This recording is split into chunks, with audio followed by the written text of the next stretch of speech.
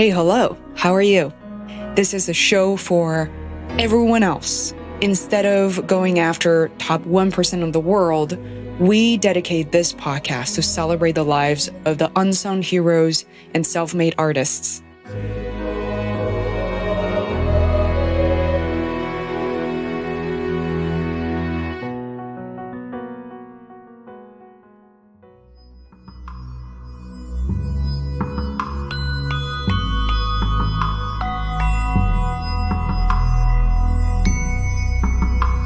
Hi there, you're listening to the Feisworld podcast. This is your host, Fei Wu. Today on the show, I'm joined by Terri Hanson Mead, who is a San Francisco Bay Area native, a helicopter pilot, an angel investor, and a kick-ass female entrepreneur.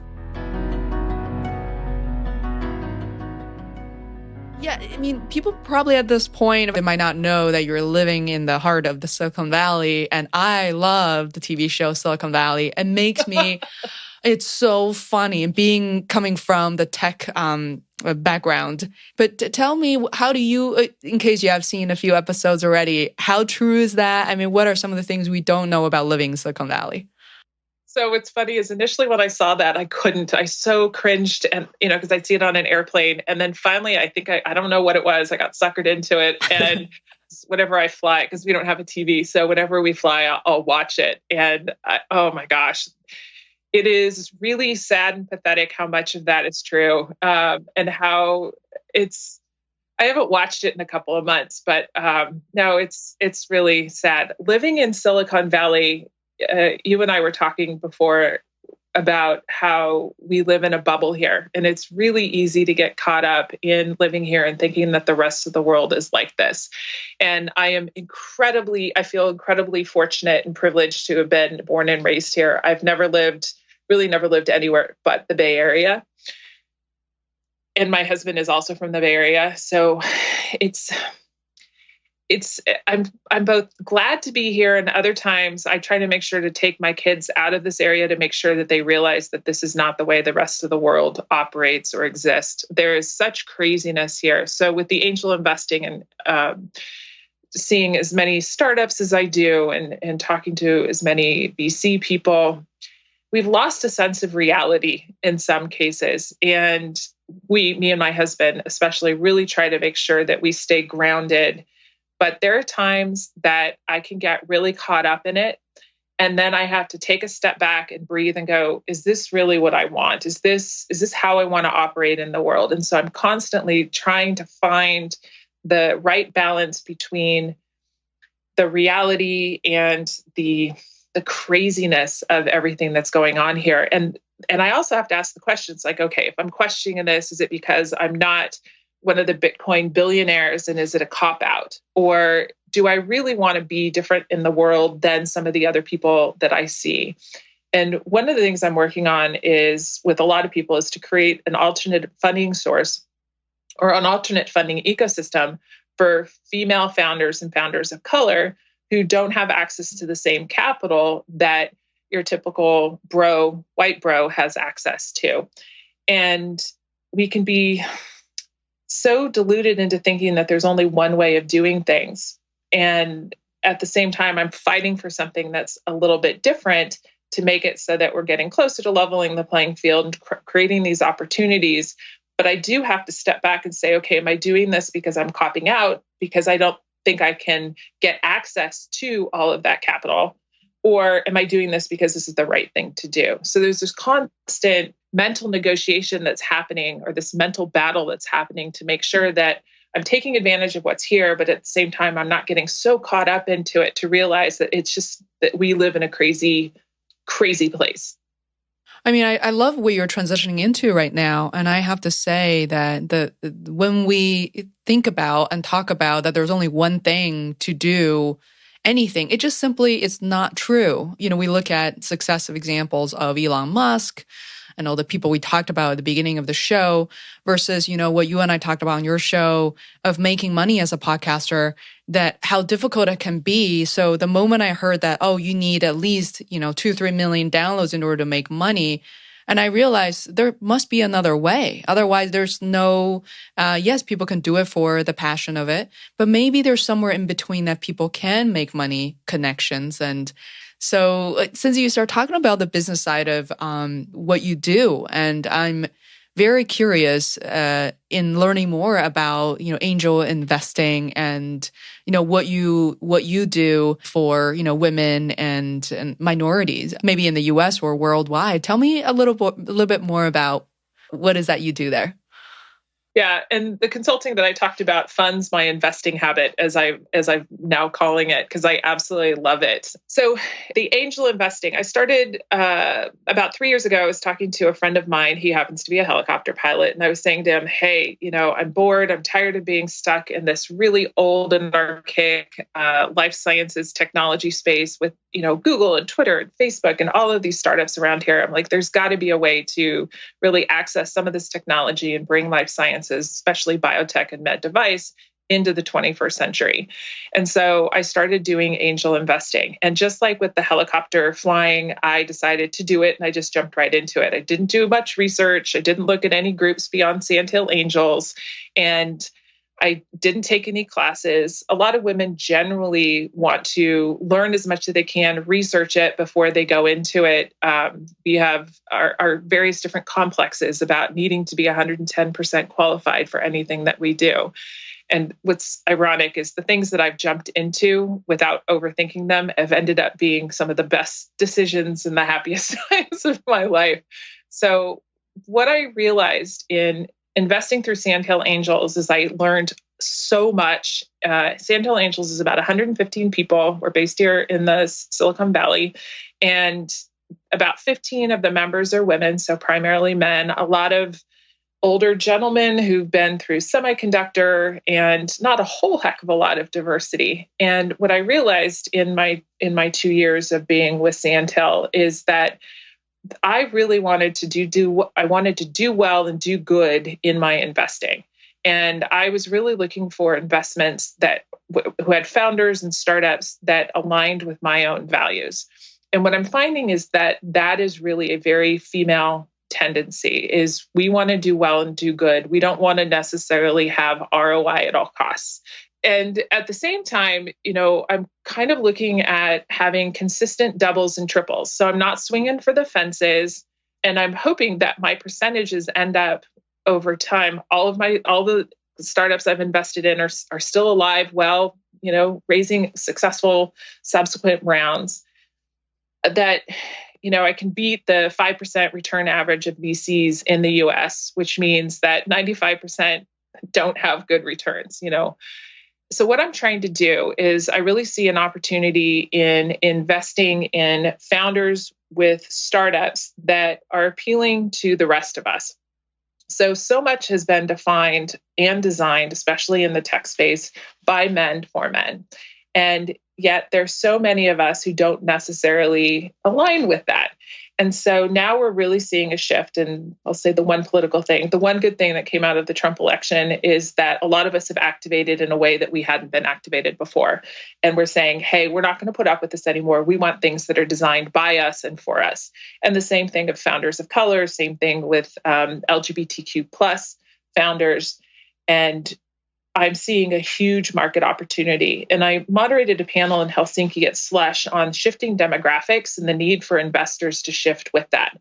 And if they don't shift fast enough, this is where this whole separate funding ecosystem needs to come into play, where we try to get primarily female investors, new women investors, investing in the things that we need in the world. Do we need another Facebook? Do we need another Twitter? No, we don't necessarily need another one of those.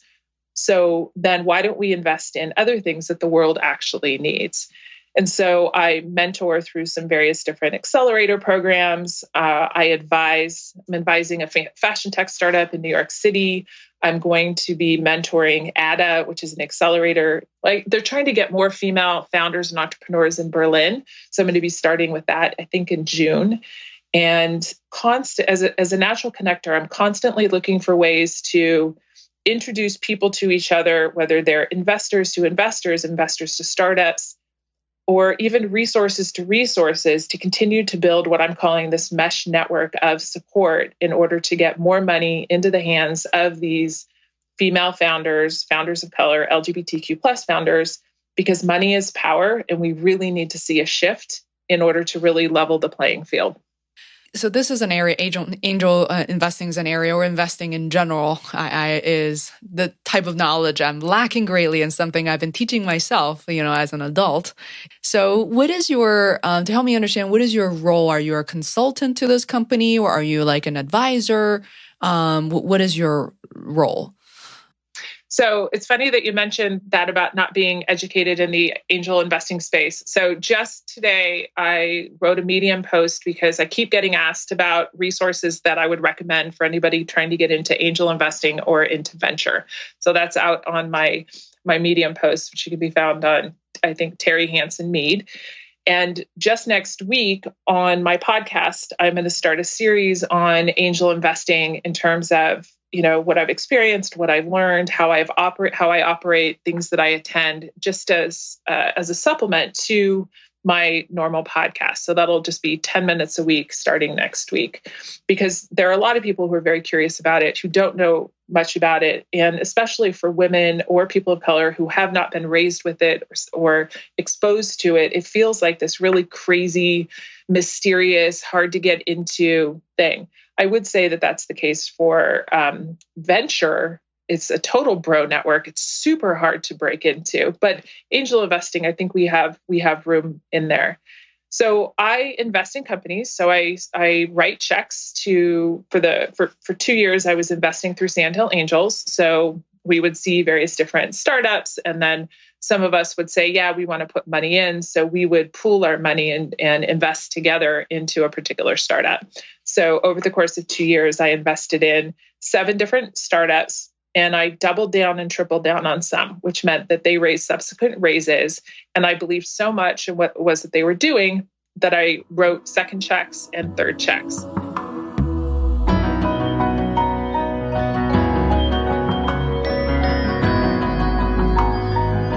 Hi there, you're listening to the Feisworld podcast. This is your host, Fei Wu. Today on the show, I'm joined by Terri Hanson Mead, who is a San Francisco Bay Area native, a helicopter pilot, an angel investor, and a kick-ass female entrepreneur.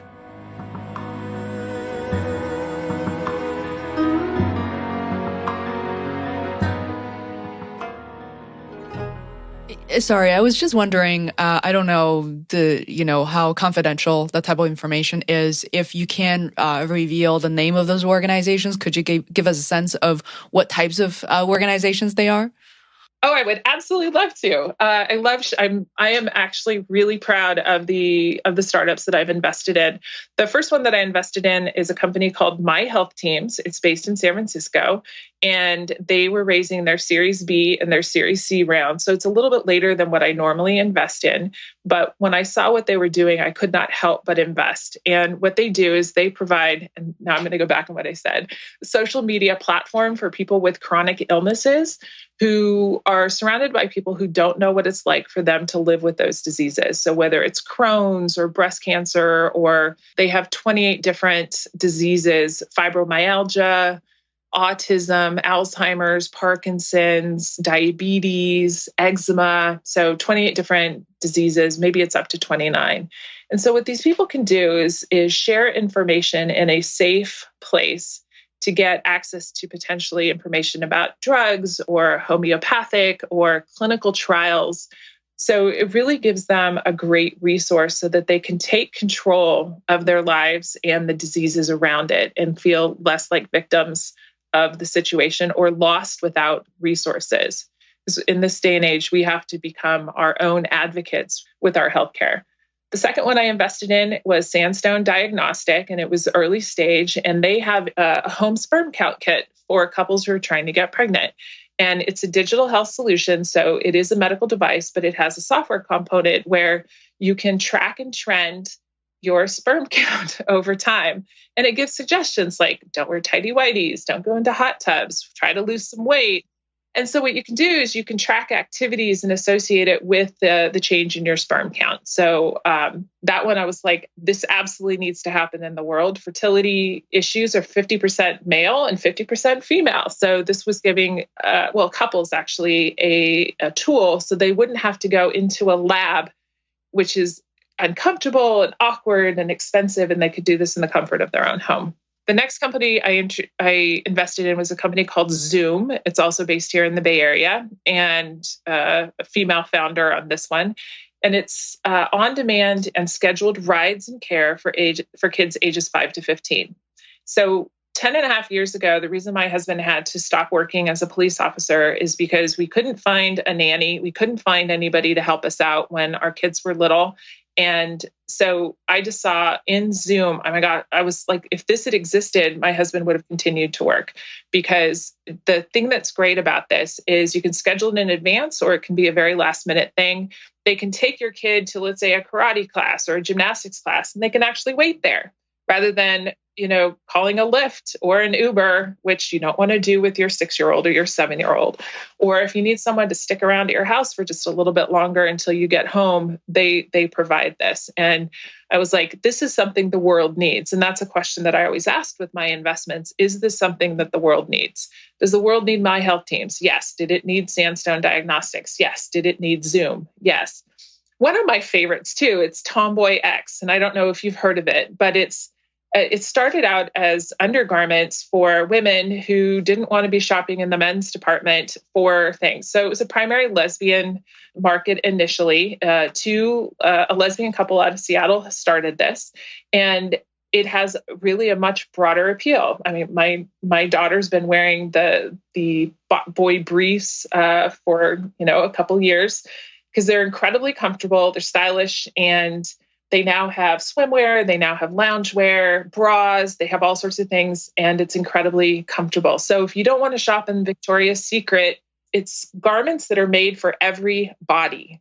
I like investing in companies where the founders had a lived experience. And so they were creating something from their own experience. And I think it makes it much easier to build those kinds of companies when you can directly relate to whatever it is, whoever your end consumer is going to be. I invested in a tactical haptics company, and the reason why I invested in that, because it seems a little bit odd.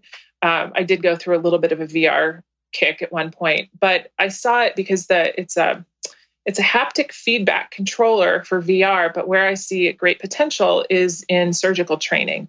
So really from an educational perspective. So it ties into my desire to invest in companies that help have something that help improve people's lives.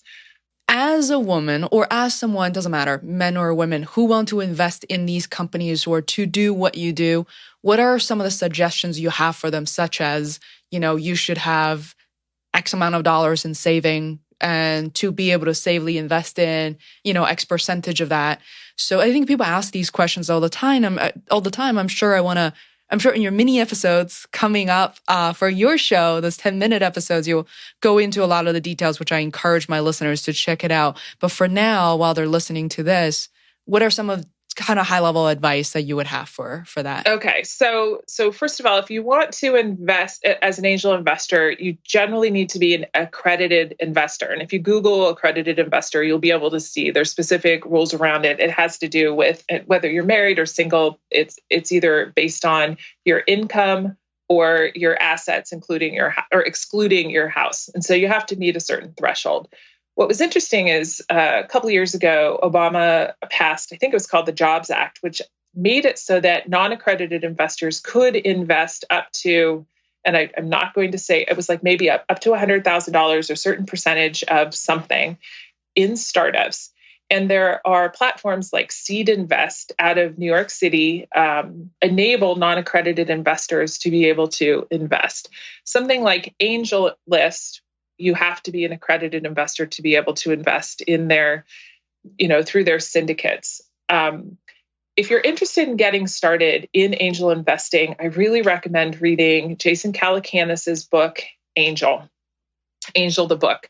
And what you can do actually, Faye, is I literally just wrote this post today on Medium, is you could just include the link, because I include that book, Venture Deals by Brad Feld. There are a bunch of podcasts that I recommend listening to just to get familiar with terminology and understand. But I think Jason talks about in his book, Angel, I think he talks about allocating a certain amount, setting aside, because startups, it's a really high risk asset class. And for the most part, you kind of have to assume that you're writing a check and you just never expect to get it back. You hope that you get it back, but you have to know, you have to be comfortable with potentially never seeing that money again. So when I started angel investing, I allocated a certain amount. I figured I was going to do it for 2 years. I was calling it my real life PhD. I invested twice that amount. I've now set a new limit, and I'm doing what's called an evergreen fund, where I'm only going to invest up until that amount. And then when I have exits, then I will take that money and then I will reinvest that. And that way I can preserve the rest of my portfolio and not continue to erode into my kids' college funds as I find interesting startups to invest in. So that's going to take a little bit of discipline on my part. But Angel the book is probably a great place to start. Jason and I disagree on a couple of things in terms of the types of investments, and our value systems are a little bit different, but really, really great information in that book. And I would start with that book. And there's the 20-Minute VC is a great podcast that Harry Stebbings does. I would listen to it religiously for at least a year and a half until I realized he didn't have enough women on that. And I pushed back and I was like, come on, get some more women on here. And he said he tried. So I only listened to the episodes with women on there. And that's a really great one. If you're an accredited investor, I would look into AngelList, into potentially investing through the syndicates, because you can do small dollar amounts you can do $2,000, you can do $5,000, and you don't have to write $50,000 or $100,000 checks. I think there's a misunderstanding in thinking that to be an angel investor, you have to write $100,000 checks. My average check size is $10,000 to $15,000. So, and in some cases, I've doubled and tripled down. So my investments in some companies are more than $10,000 or $15,000, but not huge amount. And you asked about the percentage. That's really going to have to do with what your portfolio composition is, what your risk tolerance is, and you have to decide what that is. I think Jason has in his book, I think he's got some rules of thumb, but the good news is that there's no single path into angel investing. And that's one of the things that I really want to make sure is really clear for a lot of women, especially who are generally not big risk takers. And the problem is that we need to be bigger risk takers from a financial perspective to be solid from a financial perspective later on in life. We need to take more of those risks that men have traditionally taken. Sally Krawcheck talks about this on a lot of the stuff that she talks about. And I really do agree with her that we need to set aside some part of our asset class into higher risk assets, invest intelligently so we can have the potential for bigger outcomes. Because simply putting stuff into a mutual fund or putting stuff into a bank account is not going to grow our wealth. And if we get paid 73, 75 cents or 78 cents on the dollar for every man, we already know that we're behind the curve for later on. So we have to start taking more risks.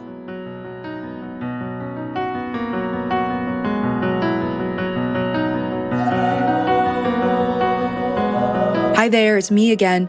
I want to thank you very much for listening to this episode, and I hope you were able to learn a few things. If you enjoyed what you heard, it would be hugely helpful if you could subscribe to the Feisworld podcast. It literally takes seconds. If you're on your mobile phone, just search for Feisworld podcast in the podcast app on iPhone or an Android app such as Podcast Addict and click subscribe. All new episodes will be delivered to you automatically. Thanks so much for your support.